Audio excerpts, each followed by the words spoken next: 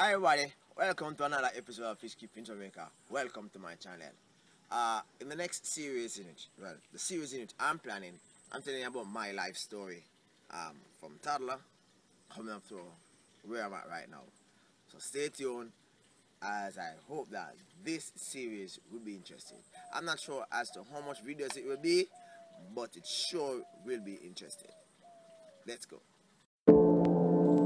So, my mother grew up in a rural parish in Jamaica by the name of Westmoreland, right? Named Westmoreland. And my mother was not from a rich family. She moved to town and she, started to do what you call domestic work. Take care of a person's family and all that. Boom. Then eventually she put herself together and she went to nursing school. Now, at nursing school, she met my dad, and after a while, I was created. My mother and I and my sister lived in inner city community known as Walton Park. Now, after a certain amount of years at Walton, we moved into a nice little place where it was out of that inner city space. What you call it? Ghetto. Right? Now, after moving from that inner city space to that ghetto, we lived in roughly, call it a 20 by 20 establishment with bathroom, kitchen, a very small place, right? And growing up, went to infant school.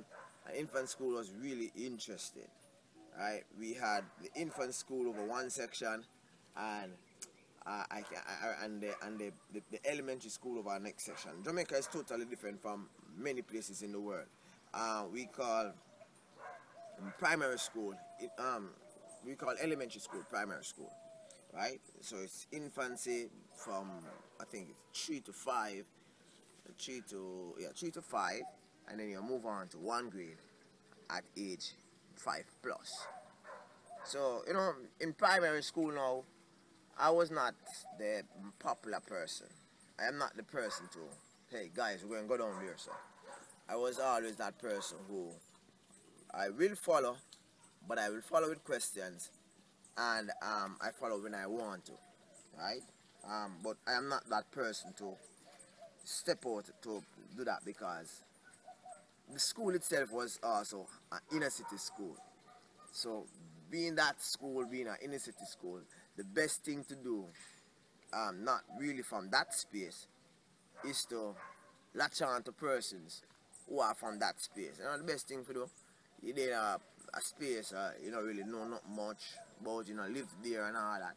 You just keep a friend who live there, so that if anything, that friend will, be by your side as to, growing up and all that. So, left that school, and remember when,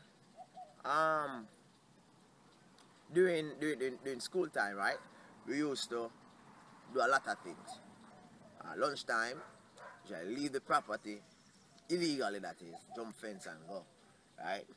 We usually go next door, property next door. We usually store in the mango tree, right? And if anybody mess with us, a group of about 10 boys store in the mango tree. I remember one time we go over Hero Circle, and there's this place in Jamaica you call Hero Circle. That's the first actual race course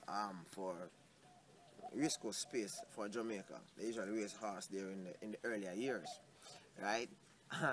And we're not it's fenced off. That's where they bury. They have the shrines for the national heroes, and it's fenced off, and you're not supposed to go in it.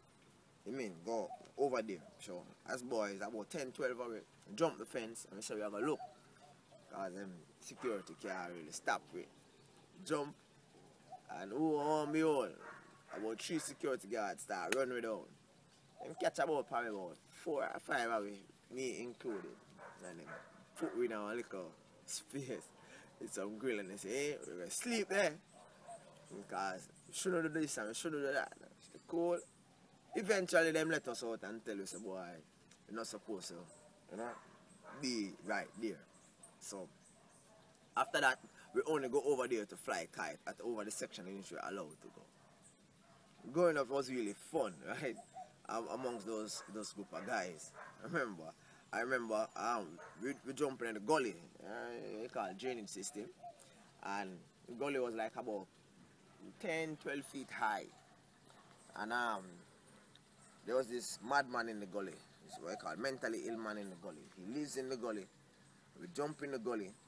I would take the mangoes from the mango tree. I would stone him. Remember, it's about 12 feet high.